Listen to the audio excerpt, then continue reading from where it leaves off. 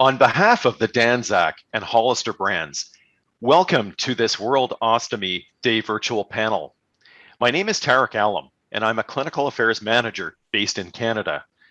I have experience as a wound, ostomy, and continence nurse at the McGill University Health Centre in Montreal, Quebec. It is my honor to moderate today's panel discussion with our guests. Each of our guests have their own ostomy journey and are here to share with us how they are living life and bringing awareness to the global community. Let's meet our panelists. Gill Castle has a colostomy as a result of injuries she sustained during the birth of her child. She shares her story on social media of taking part in triathlons and other endurance activities, skydiving, scuba diving, and open water swimming. Gill aims to be the first ever ostomate to complete the English Channel swim. She's a passionate advocate for ostomates, believing that everyone can be active, happy, and live a fulfilling life with a stoma. Thank you. Matt Clark has been a devoted player with the Blackheath Rugby Club for the last 19 seasons. Having stoma surgery 5 years ago helped him manage his Crohn's disease, and he's not stopped him from working and leading an active life, playing rugby and cricket, traveling and work.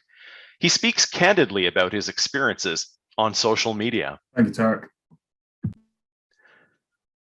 Tina Aswani Omprakash is a health advocate for patients living with inflammatory bowel diseases and an ostomy. Through her writing, social media presence, and public speaking engagements, she spearheads public health causes, including those creating awareness for IBD, life-saving ostomy surgery, and initiatives supporting global women's and minorities' health. She is presently working on her Master's of Public Health at the Icahn School of Medicine at Mount Sinai. Tina lives in New York with her husband, Anand. Dr. Paul Wischmeyer is a critical care, perioperative, and nutrition physician who serves as a professor with tenure of anesthesiology and surgery at Duke University School of Medicine in Durham, North Carolina. He also serves as the Associate Vice Chair for Clinical Research in the Department of Anesthesiology and Director of the Nutrition Team at Duke Hospital. His career work is focused on helping patients prepare and recover from surgery, including ostomy and IBD surgery, and from other illnesses. He is also living with an ostomy. Thanks, Tarek. It's great to be here. Well, welcome, all of you. There are many people across the world living with a stoma. And one of the interesting things about the ostomy community is that there are different paths to how people come into it. Some of the many reasons people may have this often life-saving surgery include cancer such as colorectal or bladder cancer, inflammatory bowel disease such as Crohn's disease or ulcerative colitis, or for emergent reasons such as trauma. I'd like to ask each of our panelists to briefly share a bit more about their journeys, how they came to have ostomy surgery, and what life has been like on the other side. Matt, let's begin with you. Please tell us about your ostomy journey. No problems, Tarek. So I don't know where my ostomy journey started, actually. I've got two sort of points where it might have started. The first one's when I was very young. A story that goes around my family is that I was in primary school and my parents were at a parents' evening with the teacher who said, "Matt's a very lovely and bright boy, but he has very interesting bowels." And that continued for a very long time. And all that meant was I went to the toilet more than everyone else, and I would pass wind a lot more than anyone else, with some very funny consequences at the time. That continued for a long time, and then I hit my late teens, early 20s, and things really started going downhill. So I was going to the toilet 20 or 30 times a day. There was blood and mucus involved in it. I was throwing up every single morning when I got up. I couldn't eat breakfast because it would just come straight back out of me.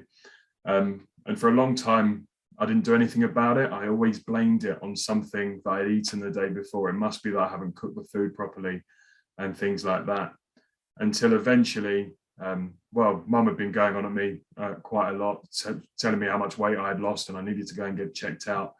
But I was at university studying acting at the time, and a friend of mine, I said to him some of the stuff that was happening. I said, when you have a bad bit of food and this happens, and he was like, "No, dude, that's not normal. You need to get yourself checked out." And that was sort of a reality check for me, and did make me go to the GP to find out what was actually going on. My inflammatory markers were really low. They said it was that of someone who had a cold.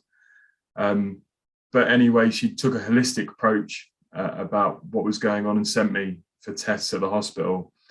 Not nice tests, not nice at all, but we got to an end result. They worked out that I have Crohn's disease. From that point, I was tried on all sorts of different drugs. I was on the steroids, biologic drugs, and that just continued for the next 4 years until finally I'd had enough. I went to the doctor because I had a perianal fistula. He said that we have to do surgery on this pretty much straight away. It's emergency. But I had also decided that I wanted a stoma at that point. I said, "Cut me," used that exact phrase, "cut me.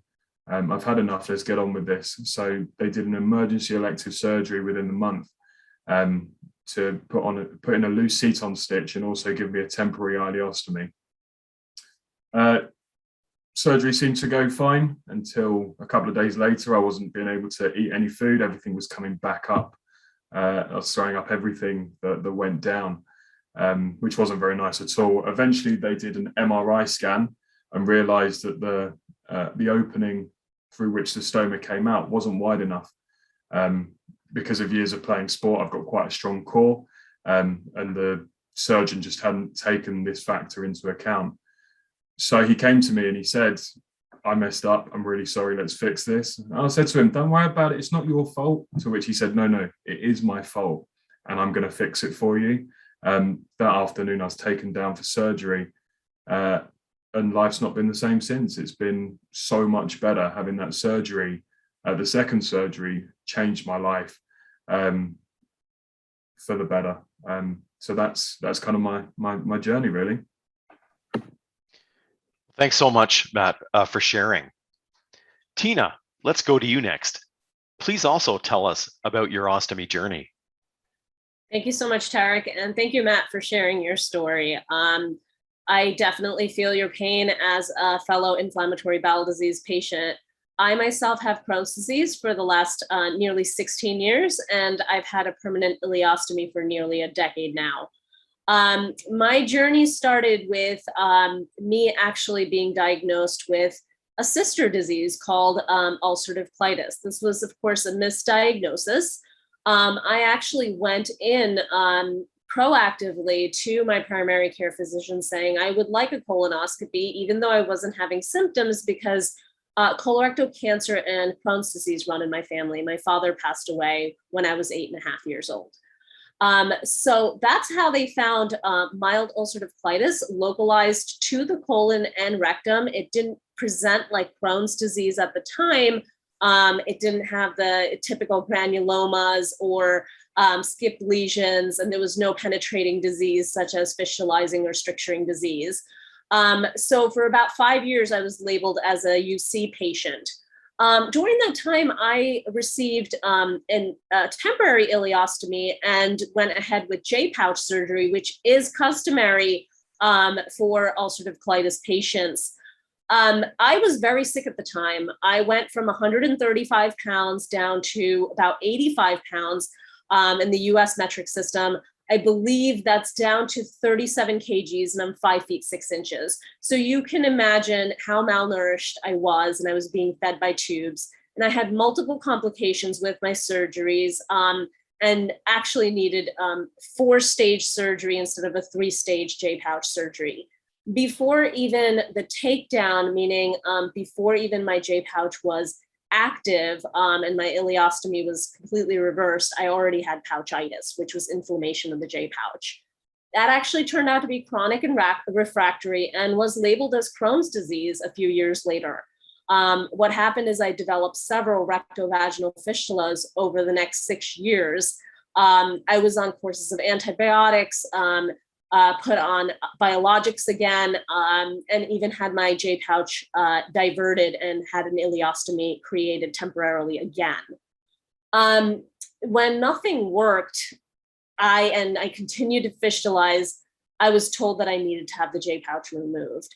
And that's where things got very tricky in late 2014. My J pouch excision was not done correctly. There were bits and pieces of J pouch and rectum still left inside. I needed to have a few re-excisions done at Cleveland Clinic and Mayo Clinic, and had to have a wound vac placed. And then they found yet another fistula. So I don't know how, but they placed me in a clinical trial, and that was the first time I tasted remission in 10 years. I am still on that medication. It is FDA approved. Between that medication and my ileostomy, those two have saved my life and given me my life back, and I couldn't be more grateful today. Thank you, Tina, for sharing your story. Gill, you came to have your stoma through a different set of experiences. Can you please share more about your story? Hi, Tarek. Yes, thank you, Tina and Matt, for sharing your stories. Yours are certainly different to mine because yours is a much longer process to getting your stoma. Because mine was a complete shock. I'm one of the people who has a stoma without even knowing what one was before it was fitted.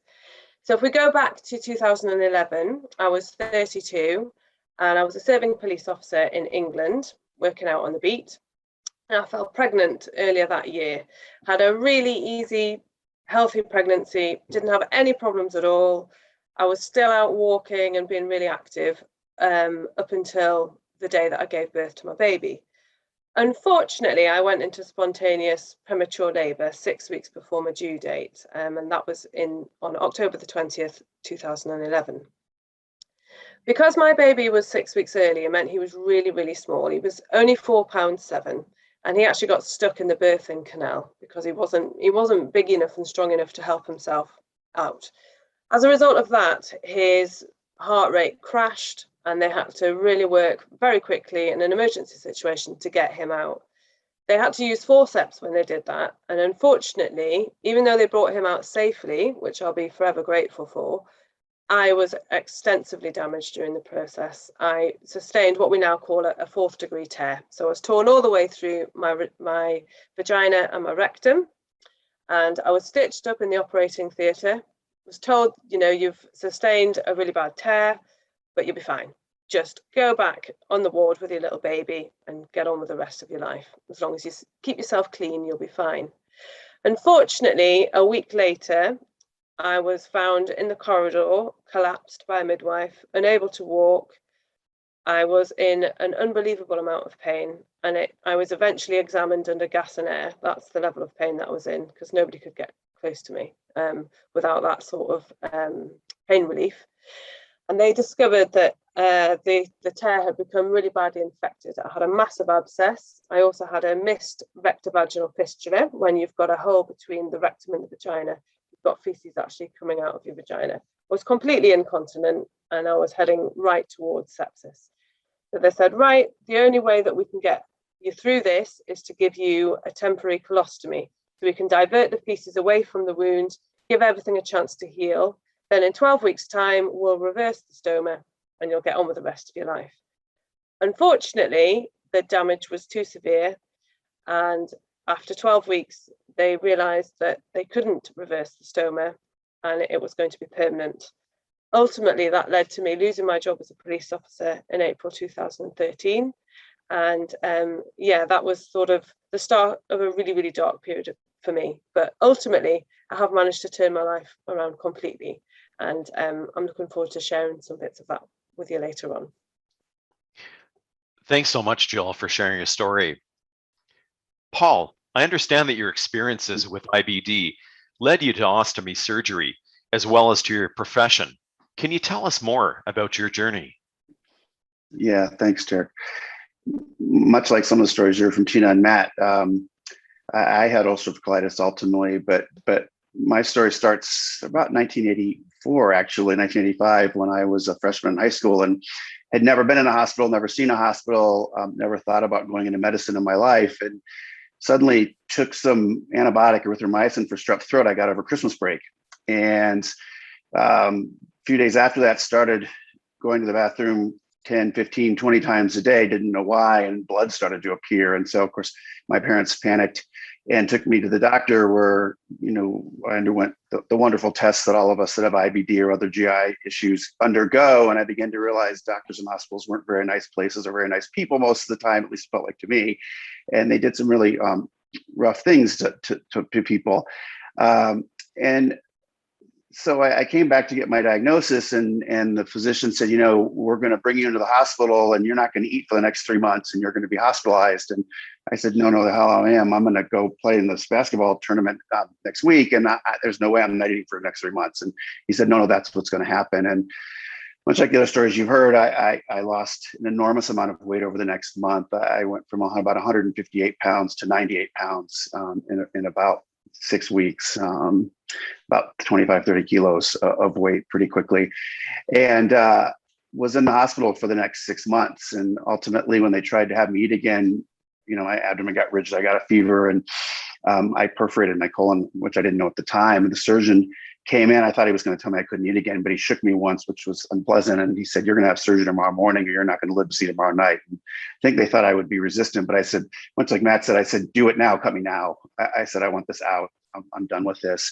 And so they took me to surgery. And then ultimately, over a few surgeries, they created a J pouch too, but it was tough. I was the first male J pouch in Chicago at that time. And we have narrow pelvises, and these are tough surgeries. They're tough surgeries in anyone, but my pouch was never great. It fistulized very quickly, and I had pouchitis all the time, and was on antibiotics consistently for the next 5 years, and finally was doing some research at the Mayo Clinic on pouchitis, actually studying new ways to treat it, because it was sort of during this period I began to realize I think someone should go into medicine that, I don't think doctors should do a very good job of taking care of people. I think they see us as jobs to be done, boxes to be checked so often, and someone should teach them to do it better. And somehow I thought that might be me. And I also thought I wanted to study things that aren't where the treatment isn't worse than the disease, because the steroids give me panic attacks and I never got better on them. And the medications seem to be worse than the illness sometimes. And so I became interested in nutrition and exercise as interventions to improve outcomes and study disease. And so was doing research at the Mayo Clinic when I ate an apple one day, got a bowel obstruction, ended up losing part of my intestine to that apple. And they looked at my pouch and said, your pouch is done. And so a few months later, I had my pouch diverted and had an ostomy created, but they left my pouch in, much like Tina described, because they said, well, your abdomen's concrete. You won't be able to have kids if we get it out now. But come a year or two later, when I was getting ready for medical school, I said, I can't live like this. I kept getting infected. I kept having drainage and having to take antibiotics. And I said, take this out. And he said, no, if you're going to do this, you're going to sign a consent with a 70% chance you won't be able to have children. You're going to need a sperm bank. You're going to need to do all these things. And so I said, that's fine. I'll do all that. But the other interesting thing was about a year before, the same surgeon was a big runner. And he said, Paul, you're getting a little chubby. And I'd never had anybody tell me that before. And so I said, I'll show him. And I started running every day for my senior year of college. And I had surgery that was supposed to take 8 hours right before medical school. And he said, this is going to be a tough surgery. We'll see if we can get it done. And I came out of the recovery room 4 hours later. And I said, gosh, did you even do the surgery? And he said, I don't know what you've done for the last year, Wischmeyer, but whatever you did, keep doing it, because your abdomen that was like a concrete scar before looks like you've never had surgery before now. And he said it probably saved the future of your married and child life. And so I haven't stopped since. And that's when it really drove home to me what key role caring for yourselves and exercise and nutrition and all the things that, we're told to do, but sort of poo-poo is that's not real medicine. It is real medicine, and it really saved my life. And, since then, that's where my research and a lot of my medical care has gone. I'm a critical care physician by practice, working now in a COVID ICU, largely in surgical ICU. But my research is in nutrition and exercise to help people get ready for surgery and recover from surgery, which is stuff a lot of us have to do every day anyway, because we all know that even though we're perhaps cured of our illnesses, or at least partially cured, the chance we'll have surgery again is real, and from obstructions or other scarring. And in fact, I was just hospitalized twice this year for obstructions and had the scopes and had the dilations I get adhesions from time to time. So I always figure I'm preparing and recovering from surgery all the time, and I just want to teach other people to do that. Because I think the amazing part here is, so many of the patients I see have ostomies every day, and they feel like their lives are over. But as you're here today, and you've already heard, there's nothing you can't do with an ostomy that you couldn't do, that you could do before, that you can't do now. You can do anything with an ostomy. And like you've heard, I ran marathons in medical school. I've been a bodybuilder, a powerlifter. There was nothing I couldn't do, I found, and it saved my life. And I think we all want that for everyone else too. Well, thanks so much, Paul, for sharing your story. I mean, each one of you have brought a truly unique perspective from telling us these stories. Thank you. One of the common fears we have heard from people about life with an ostomy is that they won't be able to participate in the activities they love, whether it's going for a swim, going for a bike ride, jogging, or even doing contact sports. Yet your experiences and others tell us that it's really possible for people to live an active and healthy life with an ostomy, and perhaps even do things they couldn't do before they were ill. Gill, please tell us about your commitment to active living and sports. What adjustments, if any, have you made? Yeah, well, I have been supercharged since I recovered from my stoma surgery. I think that is the only way to describe it. I had a good period of time, like I described earlier, a good 2 to 3 years when I wasn't very well and I was struggling quite a lot. But once I got my head around everything that had happened, I thought, right, that's a period of time when I couldn't do anything. So now I'm going to do everything. And I have literally done everything since. So I started doing triathlons, never done one in my life before. I had my surgery, never thought I could.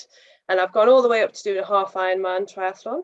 I have cycled 100 miles and more a couple of times. I've done a 105-mile endurance event. I've jumped, or rather I was pushed out of an aeroplane, skydiving. I've got my scuba paddy diving course.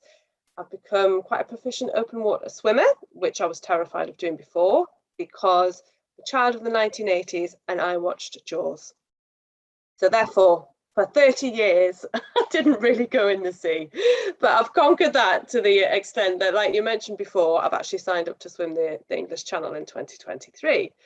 So yeah, I am very, very committed to having an active life. The adjustments that I make have certainly changed over the years since having my stoma, and that's got a lot to do with confidence. So at the beginning, for example, when I went swimming, I would put extra barrier tape around. I would even wear a special swimming costume that I could fit my pouch into. I don't do anything like that now. I just put on a swimming costume and off I go. If I go for a long cycle ride, I basically just make sure that I don't eat anything that my body might, have a funny reaction to. If you're out and about in the middle of nowhere and you don't necessarily have access to toilet facilities, and there might not be good tree cover, I just make sure I stick to porridge and things like that I know that I'm not going to get a bad reaction to. And yeah, for the skydiving, I just had to go along a little bit earlier to check if the harness was going to affect the pouch and affect my stoma. But that was really the only adjustment that I had to do, compared to my friends that I did it with. But yeah, I'm very committed, and I'm very committed to getting other people to be active with their stomas as well. So yeah, I hope people embrace it. Thanks so much, Jill. It's just some amazing activities you've been doing. Matt, you also live an active life, playing cricket and rugby. Do you have any short stories that you'd like to share? I've got loads of stories, Tarek, absolutely loads of them. So just before I had surgery, one of the main things for me was I going to be able to play sport again, specifically rugby, because rugby is integral to my life. It's been a part of my life since I was really young, and I love it. My surgeon said he had never heard of anyone playing rugby with a stoma at all, which was the worst thing about having surgery for me. It was the only thing I cried about at all, was the fact that I wouldn't play rugby again. Everything else was fine, but not playing rugby, that hit me hard. In the next 6-month period, I actually started seeing a guy posting online about the fact that he was playing rugby. So I reached out to him and messaged him and said, how do you do this? How do you get about it? And he gave me a few tips, barrier rings and support belts and things like that. But I was still really nervous about it. And it actually took a night of madness, really. I went out after work and I had far too many drinks. I ended up at a really dingy takeaway shop, one of the cheap ones that you don't go into when you've not had a few too many drinks. And an email came through from the rugby club saying, we need a player. We need a fly half for tomorrow. Is anyone available? I was in no state to be saying yes to anything, but I agreed. So I went home, went to sleep, and woke up the next morning with the worst hangover of my life and a massive feeling of regret. Why am I doing this? This is the wrong day to be doing anything like this. But I'd committed, so along I went. I made a few adjustments. I stuck a support belt on, and off I went out onto the pitch against one of our local rivals, actually. We lost. I had an all right game, scored a try, and that's all that mattered. It was amazing. I was back on the pitch again, and I've not looked back since then. I've played loads of rugby since then. Another story is cricket related, and it was one of my first games back after having surgery. I was wicket keeping, so in baseball, it'd be the person who catches the ball when the pitcher throws it. I was doing that. Ball bounced right in front of me after the bowler had bowled it and popped up and hit me square in the bag. There was fecal matter in the bag at the time, and pop, explosion. Now, I don't know how much you guys know about cricket, but we wear whites. We wear white tops and we wear white trousers. So feces everywhere, all over. I mean, at the time it was not funny, but now it's hilarious looking back on it. It was such a silly thing. Luckily, I was only playing about 5 minutes from home, so I cleaned myself up as best I could, went home, got a spare set of kit, back out onto the pitch about half an hour later, no dramas. And another time, a very similar thing happened. I got hit directly in the stoma itself by a ball, by a cricket ball. Cricket balls are 5.5 ounces of cork and leather wrap. It's quite a heavy thing. Now, I don't know if you've ever been hit in the private parts, gentlemen. That's the feeling you get when you get in the stoma, because there's no nerve endings in the stoma, but it goes deep into your gut, and that's where you get the feeling. Not ideal, but it was fine. A friend of mine was stood next to me. When did you just get hit in the stoma? I was like, mate, that was the worst pain. But it wasn't stoma related. It was inside. Sort of traveled up my gut until it found something that wanted to feel it. So yeah, just a couple of stories. I've got plenty more that I could tell, but I don't want to take up too much of everyone's time. But yeah, no, there you go. Certainly. Thank you, Matt. Certainly some great, examples of living an active life with an ostomy. Paul, you've talked about the impact that activity and nutrition has had on helping improve your health, especially in the earlier days. Can you share more with us? Yeah. I think, like I said, it really started for me with that surgery at the Mayo Clinic, where I had a surgeon sort of inspire me, and it's interesting, he's still practicing today, to start running in college. And then, it really, it hit home so much, and how it to some degree saved my life and many of the important things in my life, that it just astounded me, and it became an integral part of my life. Some folks that I've talked to over there just say, do you do it because you're afraid of what will happen if you don't? And I said, well, maybe part of me is. But the reality is, we've learned a lot about what rehabilitation and optimization of patients, even very elderly patients, can do to improve their chances of recovery and function after surgery. And so we do research studies now where we train patients like athletes. We do particular exercise testing like an Olympic athlete, and we target their training, even in 70 and 80-year-olds, to heart rate goals like an Olympic athlete would. We do this very advanced cardiopulmonary exercise testing. We give them heart rate targets that they can either do in a training class before surgery or at home. Even we have Apple iPhones and iWatches, and physical therapists interact with them at home for some of our research, especially in COVID-19.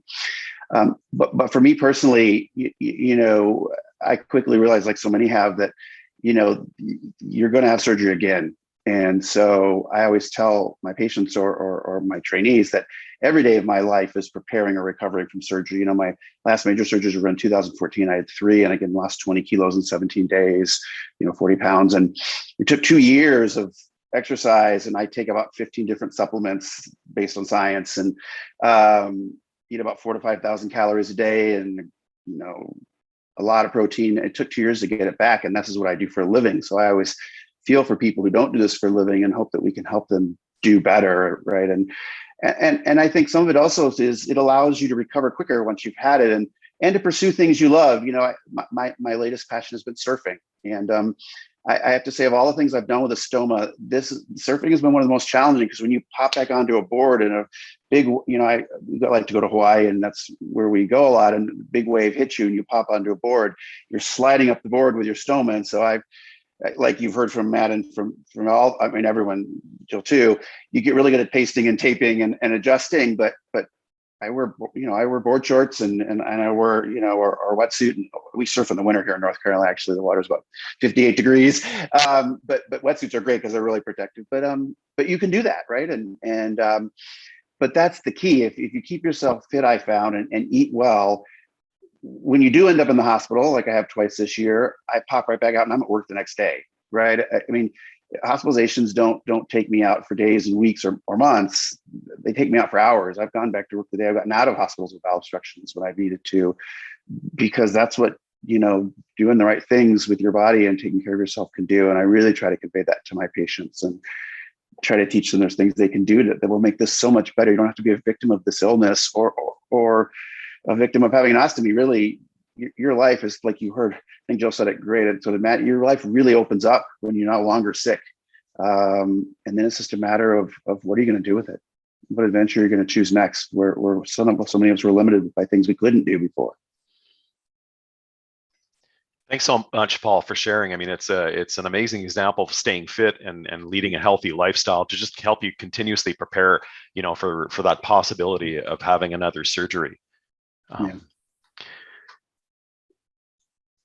In addition to the physical aspects of recovery from an ostomy surgery or managing ongoing symptoms of a related condition, mental and emotional aspects play a huge role as well. Tina, you've shared that your health journey has gone much further than you're feeling better physically.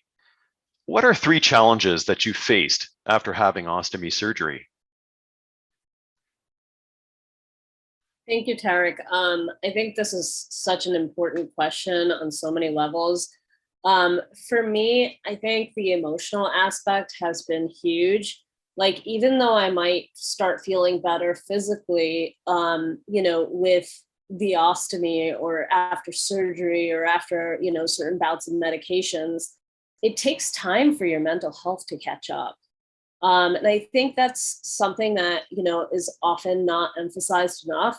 Is, okay, I have this ileostomy now. This is truly the beginning of a new life for me.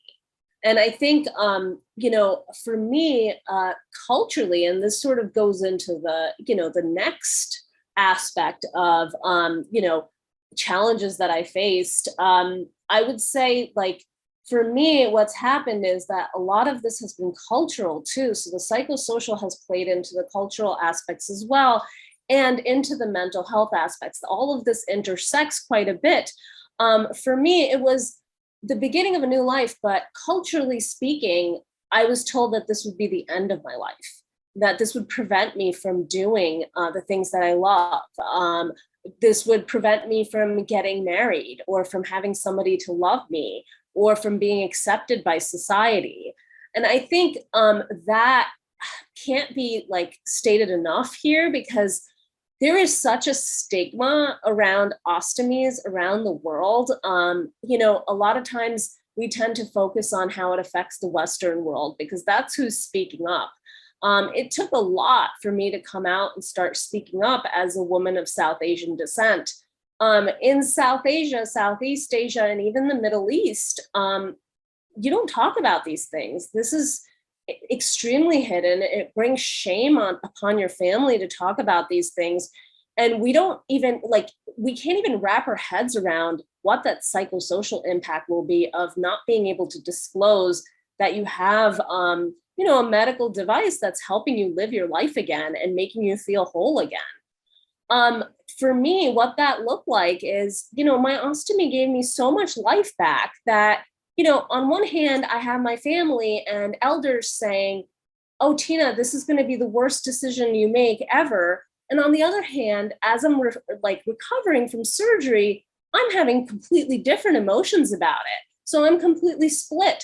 So that was a huge challenge for me. How was I split? I actually experienced the ostomy to be completely the opposite of what I was being told that it would be. I finally felt free of disease. I finally felt like, I could do the things that I love again, be a part of life again, see my friends and family again, go out to dinners, go to the beach, go swimming, wear a sari again.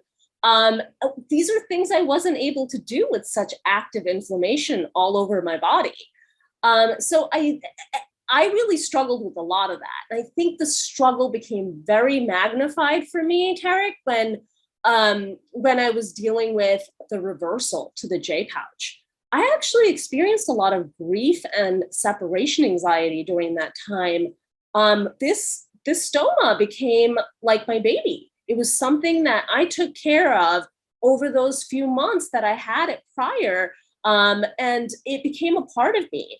It became something that I routinely took care of, watched, and it was like this novelty almost in a way where I was like fascinated by the fact that this thing saved my life and was allowing me to gain weight again and could allow me to eat again. So I really think that we have to do a lot in terms of destigmatizing, because this is actually something that gives life back again. And I think there's so many misconceptions around this that create challenges for us in terms of accepting ourselves for who we are. And whether or not others accept us for who we are accepting ourselves. And I think that took me a long time to realize and come out of as a challenge throughout this journey. Well, thanks, Tina, so much for sharing. I mean, with your social media, you've been able to reach out to people and women in particular across the globe to empower them, with information and knowledge. Yeah, so congratulations on all your work. Gill, you've said it took you a few years to get to a better place in your mental well-being regarding living with a stoma. Looking back now, what is the single most important piece of advice you would give to someone facing ostomy surgery? You are right. It took me longer because I've been perfectly healthy, and then, I've got a stoma. Like, what's that about? It took a long time to get my head around that. But the single piece of advice I would give is to embrace the ostomy community. There are amazing people out there with stomas, or people who just work in the stoma community. So many knowledgeable people who really do understand what you're going through. And I didn't do that at the beginning. I just kept myself to myself, struggled on, didn't know anybody. And once I did embrace that community, it became a heck of a lot easier. Sorry. That no matter what problem or issue you've got, someone can find a solution for you. And it's a really welcoming community. And it's, let's face it, it's the place where you can make a lot of poo jokes and everyone gets them. Like, we're all on the same level. And the stories that Matt was telling earlier, we can really understand that. We can relate to it all. I had a dog jump up at me and pull my bag off. That doesn't happen to people without a stoma. So I would definitely say that. But I would also say that acceptance of your stoma is absolutely vital to, living a happy life with it. It did take me longer because I was really struggling to find what was positive about this situation. what on earth was positive about having a bag of poo on my stomach? I just couldn't find the positives. But I realized that, I'd only had 7 days of being incontinent. And if I didn't have this stoma, I would have been incontinent. I'd be in adult nappies probably, and I wouldn't be able to leave the house, and I wouldn't be able to do anything. So it was the realization that actually my stoma had prevented me from having that life. And, I'd had a little brief glimpse of how horrendous that was going to be. So that was a turning point, really, when I was able to start being grateful for my stoma and being grateful for the opportunities that it had given me. Now, I'm very lucky in that I've never, ever been bitter about what's happened. I've never looked at my stoma with anger and with bitterness. And that was a real conscious decision that I made very, very early on, because my stoma is part of me and I see it every single day.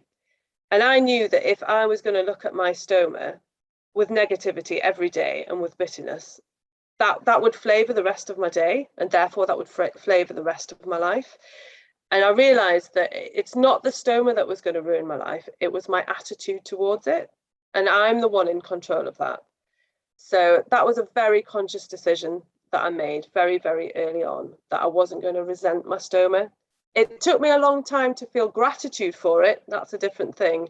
But I think people need to know that we are very, very powerful, and we do have control over how we think about things and how we approach things. And our attitude towards things really, really can, lay the foundations for what the rest of your life's going to be like. So that's something I really want people to take from this, that you are powerful and you do have more control than you think. And just embrace us as Ostomy community, because we're great and we'll help you out. Yeah. Well, thanks so much, Jill. And I mean, I love the way you show acceptance of your stoma through all of the pictures, of your activities on your social media. I couldn't have the courage to do half the things you're doing, jumping out of planes and, swimming long distances. So congratulations, Jill. Paul. Thank you very much. You're welcome. Paul, you've spoken about the importance of treating the whole person. How can healthcare professionals treat the whole person and not just the disease? Can you share more about that? Add any elements of your own experience that have impacted how you approach your practice today? Yeah, like you've heard others say, I think for me, my illness and my ostomy were some of the best things that ever happened to me. And even younger years, I began to realize that, I really didn't have a lot of direction. I was good in school, like science, but I never imagined pursuing a career in medicine. Like I said, I think my dream was to be an Olympic soccer goalie, and I'm not sure that would have paid the bills. So, it really gave me a lot of direction and a lot of passion for something, and allowed me to focus on it. And like I said, a big part of that was I still, to this day, and early on in my illness, that, physicians and other caregivers, I think, aren't always keeping the care in healthcare. It's a hashtag I use a lot, and a feeling I've had for a long time. And, I often feel that, especially when I watch my residents, my registrars, my trainees, and young physicians especially, they see patients as jobs to be done, boxes to be checked, something to get done. And, it's been striking, whenever I have surgery again, and I had a couple of big surgeries in 2014, I had a bowel obstruction and spent 8 hours. And it's interesting to be sick now as a physician who, when I have surgery, the people taking care of me, I know all of them. And I'm having my own hospital, and my own nurses are caring for me usually. And it's really interesting. And the last time I had surgery, I had a couple of interesting experiences. One in particular. So now, of course, when we do pain control, we put epidurals in, and I had an epidural after my operation. And one day I was, in a hospital bathroom, you know how small they are, naked, bleeding, pooping, in tears, frustrated with my ostomy, frustrated with how much pain I still had from the surgery. This is about a week after surgery. And the pain team comes by. There's always a team of usually anesthesia folks that come by, and they check the epidural every day. They want to make sure the site looks okay. It takes about 3 minutes to do. And of course, I'm in the anesthesia department. I know all these people. I've known some of them for 15 years. And the nurse director, 3 medical students, 2 residents, and about 3 or 4 other people. So there's about 8 or 9 people come into my room and say, "Oh, can we check your epidural?" And I'm stark naked, bleeding, stooling, a mess. And I said, could you come back later? And they said, no, this won't but take a second. They piled 9 people into my bathroom. And I know all these people. And I'm naked, never felt more vulnerable in my life. Just so they can do a 1-minute press on my back and say, oh, that looks okay. We can just do it now. And I couldn't even respond to push them away or even speak back. I was so awestruck and devastated that the tears just started to pour down my face. Thankfully, my wife, who's also a hospital physician assistant and strong-willed individual, walked in while this was happening, and she lost it on them and threw them all out of the room and said, I don't ever want to see any of you ever in this room again. And you should be ashamed of yourselves. We looked at each other afterwards and we said, gosh, every one of these people knows me. I'm a senior physician here. If this is how they treat the people they know, how do they treat the people they don't know? And my God, how bad can it really be? And how bad is it really? And this is just one of many stories. And I think one of the other things I've really watched that I see affect even my own practice, I have to say, really my illness affects how I practice is, we have an opioid epidemic without doubt in the world and in the US in particular. And that is a tragedy in the outpatient setting. But what's happened is it's spilled over into the inpatient setting. And when someone has a major surgery, say an IBD patient who's maybe been on opiates their whole life and has a really painful surgery, as all of you described how painful it is, we give about half the dose of the little button pain meds that we used to give. And we think somehow that one size fits all and that these small doses are going to be okay. And I watch so many patients suffer tremendous pain because of this backlash against pain control that creates suffering, immense suffering I see in patients that we're not taking into account their history, their needs, or the operation they've had. It's just, we have this route way that we should just not give anyone anything and that they should just tough it out. And I can't tell you how angry it makes me and how I really drill into my residents. This is not okay. This is not how we treat people. And it really changes how I treat pain and how I teach people to treat pain. One size doesn't fit all, and we can't stop treating people's pain because of things that have happened outside of hospitals with some of the medications that have been overused and overprescribed in other settings. And so that's just one example, I think, that has really changed what I do. And then I suppose the last thing is every day almost I see patients, often with new ostomies, and like you've heard people say, so many people think their life is over. Like, I'll never get married. No one will ever like me the same way. I won't be attractive to people. I can't go on. I've had patients tell me they would rather be allowed to die than to have an ostomy surgery. Just stop caring for me and allow me to die. I can't fathom that bag at my side. And it just floors me. And I've spent hours sometimes talking through, look, this is not the case. There is nothing you could do before that you can't do in an ostomy. And your chance to be well is real. And it's funny, I often will pull my scrubs up and say, look at, I have one, and it floors them because, of course, like everyone on screen here, none of us look sick right now. And we have to look quite fit and quite, I'm a bigger person too anyway. And they just can't believe that a physician or someone who doesn't look sick has an ostomy. And so I think I have been blown away by the social media community. I only found the Instagram ostomy community and IBD community in the last year or 2, 3 years. And I've learned so much. I've had an ostomy for 35 years, had 23 surgeries, and I learned something every day from the people on Instagram and the people in the social media world. I can't say strongly enough what an amazing community is. I tell all my patients about it. I say, if you're not on Instagram, you got to get on Instagram. And if I see this, or if you're not on Twitter, if you're not on these opportunities to learn so much and see how inspiring these people are, this is a huge opportunity. And so I think, but for more than anything, I think all of us as patients really need to speak out and really need to try to tell our physicians that there are lines that they shouldn't cross and that we're human beings too. And I always say to my colleagues and to my trainees, I want you to treat every patient like that's you laying there or your mom laying there or your child laying there. Because remember that is somebody's mom, that is somebody's child, that could be you. Because I can tell you sometime in the next few months, it'll be me. And I'm going to notice how you treat me. And I hope you notice how you treat everybody, because we're not jobs to be done. There's people underneath those drapes when you're sticking that needle in their neck, and there's people underneath those drapes when you're sticking that drain in their pelvis, and it hurts. And I sedate differently because of it. I'm heavy handed with my sedation. I'm an anesthesiologist, wonderfully trained to be able to do that safely, but I try to teach my trainees to do the same. I always tell them until you've laid in the bed. I don't want to hear your critical thought about how this person is drug seeking or how this person is just complaining too much. See how it feels if it was you, and then maybe you'd understand better. I think, Paul, you bring such a unique perspective, being a physician and also a person with a chronic health condition. And I think it's a stark reminder for healthcare professionals, to take a more respectful approach and truly consider treating the whole person and not just the disease or the problem. Yeah, so thank you, Paul.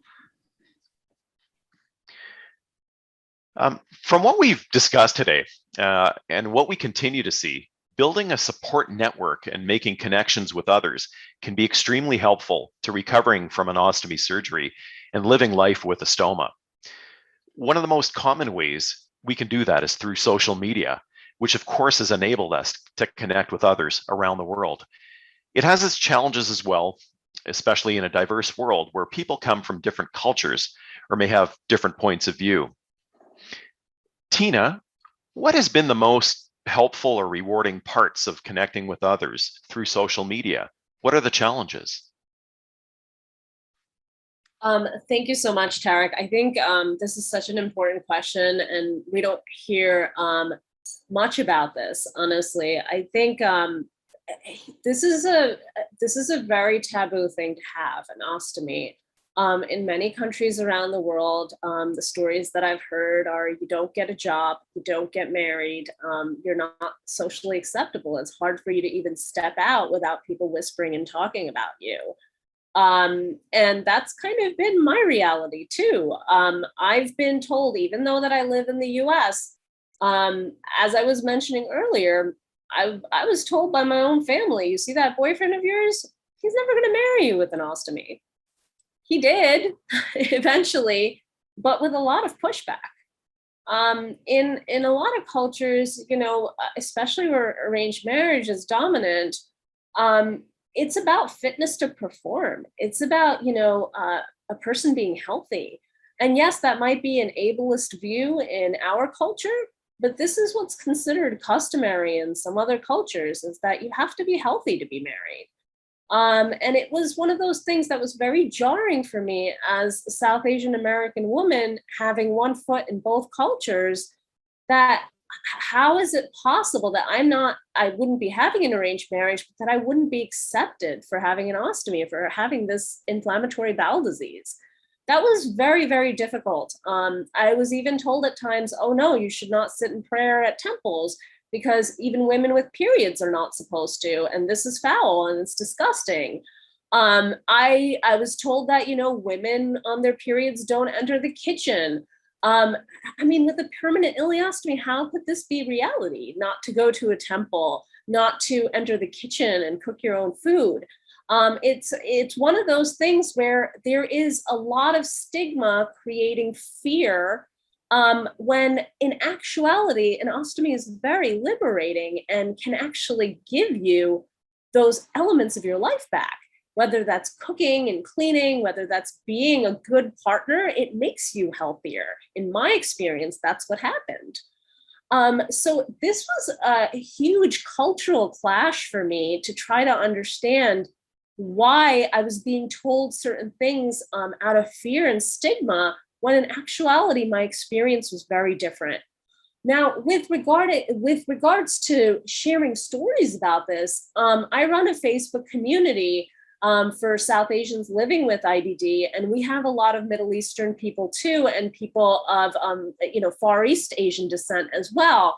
And I think where this is getting where this gets very tricky is, we're not used to speaking about illness publicly, but in a private forum, we feel more open to do so. We can post anonymously, we can reach out to people who have ostomies and see how it's changed their life.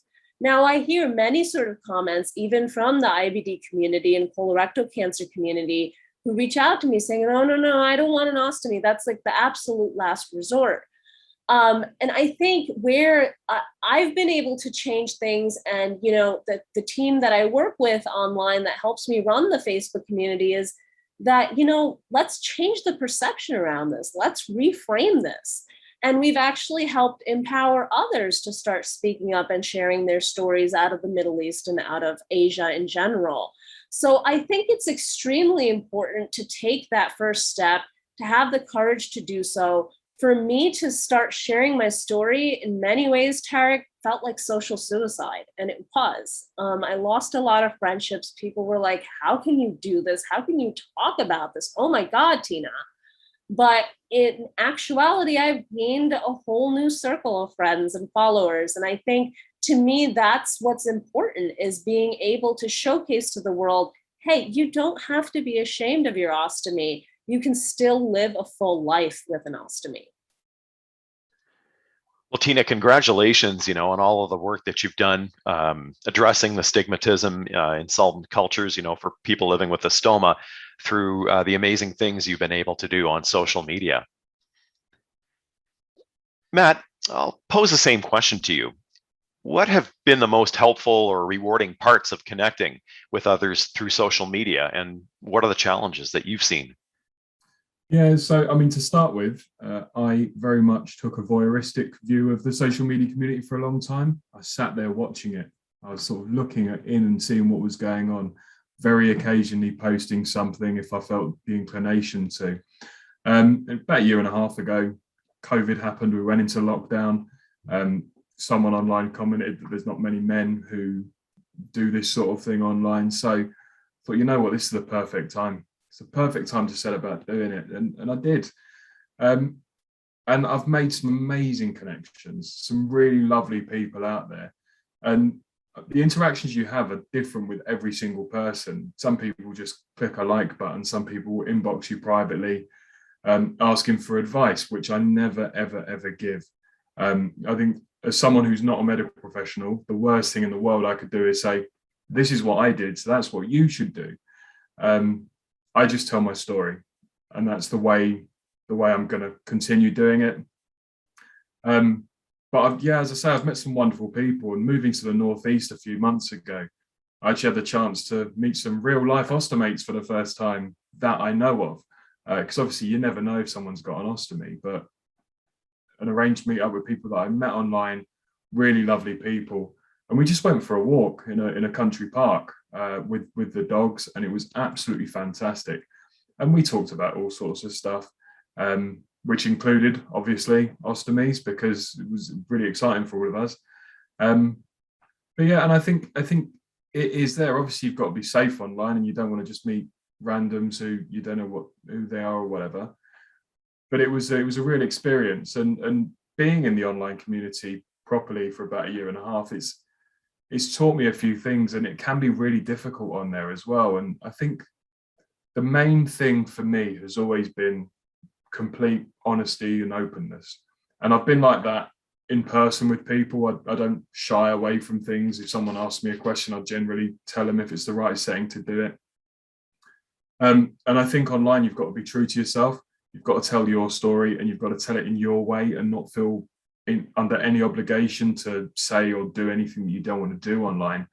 And if you're not feeling up for it, let's be honest, chronic conditions, they take it out of you, right? Even if you're in remission, your fatigue levels are going to be higher than your average person. If you're not feeling it, don't do it, because it's just another added pressure on you, thinking that you've got to post a certain amount of times every week and things like that. And yeah, if you're starting up an online business, that's what you've got to do. But actually, I'm just there to tell my story, and hopefully, I don't even want to use the word inspire, because that's not what I'm there to do. I'm just there so that people can see my story and maybe go, hey, that's kind of cool. I can do what I want as well.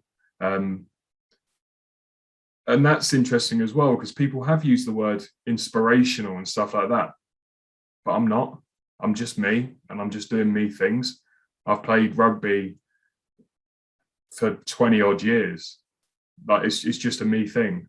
And I have a stoma, and I'm going to carry on playing rugby. I've been playing cricket for 20 years.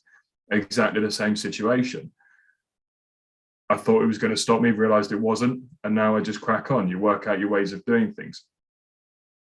And yeah, if you're going to be online, be you, be true to yourself, say what you want to say, because your views aren't always going to be the same as other people's.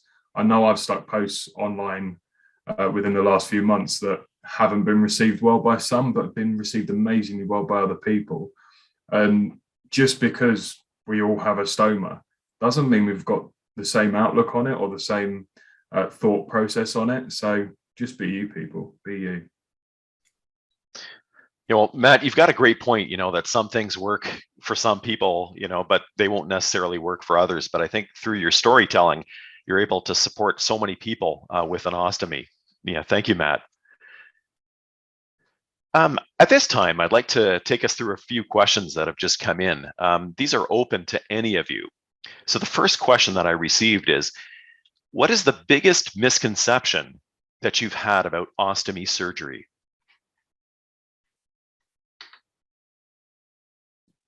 So I didn't really have any misconceptions about having an ostomy surgery. I knew it was always a possibility.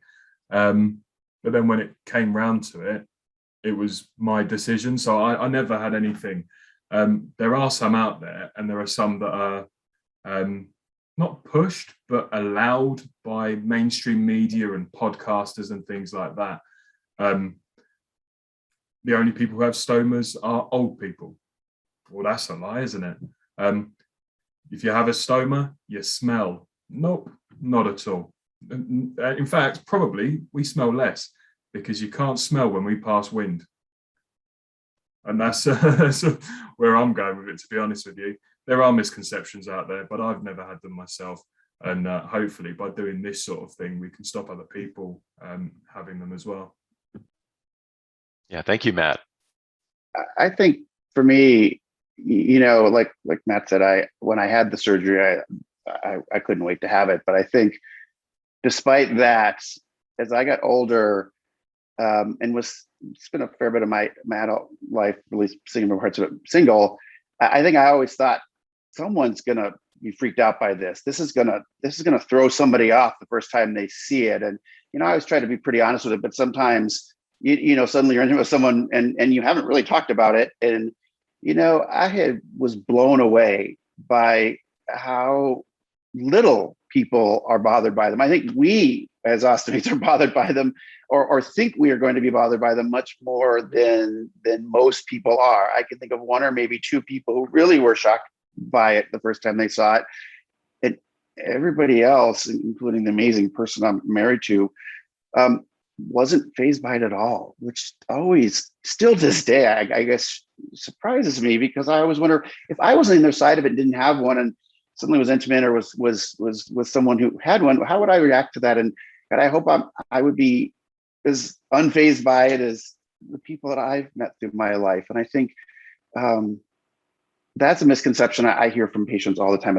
I talk to a lot of kids who are thinking about having the surgery, and I tell every one of them, don't wait if you have IBD, because this disease is going to come back for you.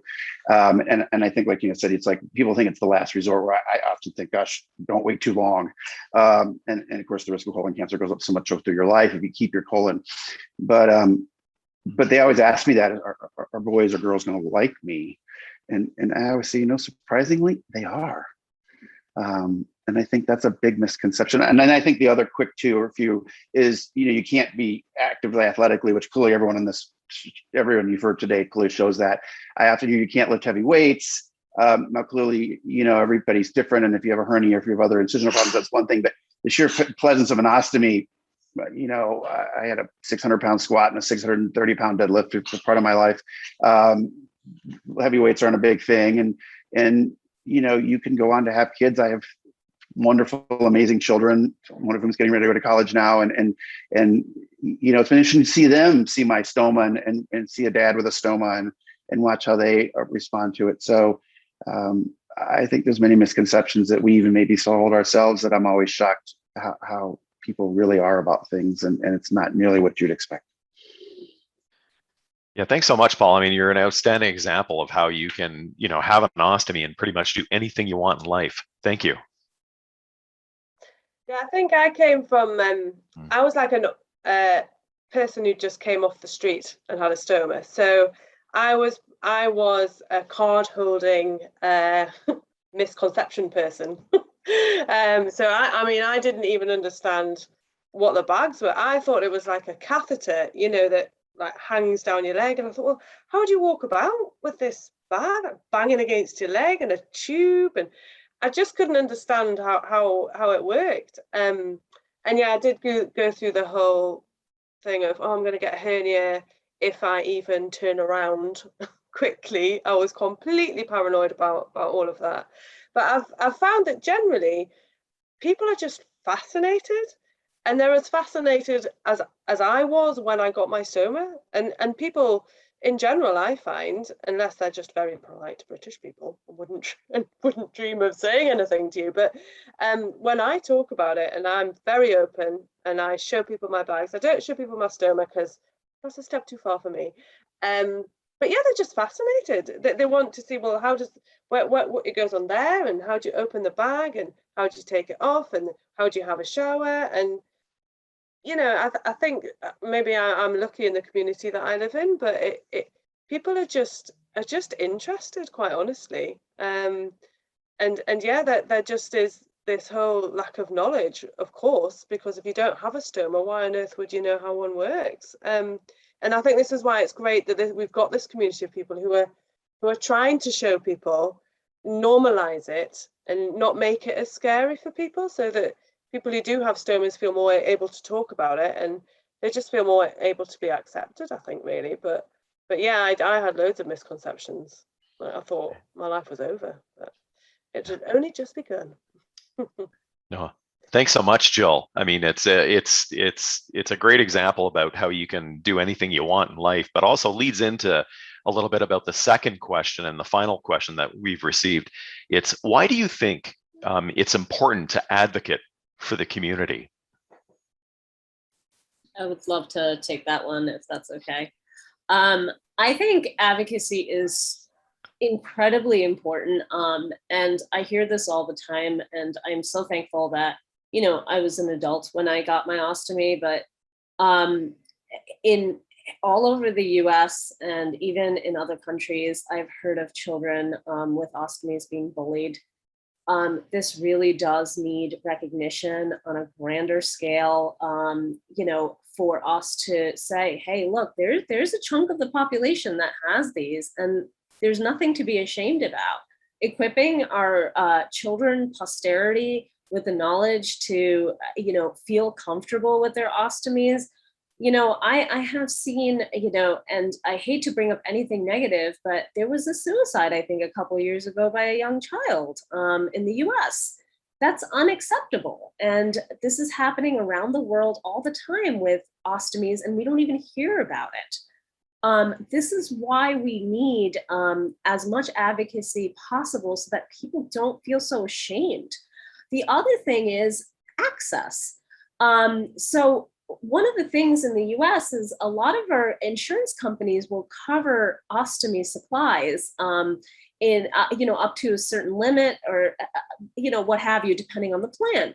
But in you know, countries like Malaysia or India or Pakistan, people can't afford their ostomy supplies.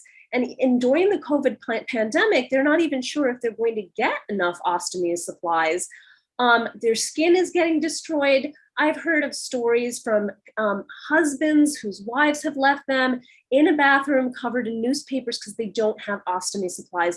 I hate to bring these things up, but at the same time, these things need to be talked about because this is the reality of the world that we live in.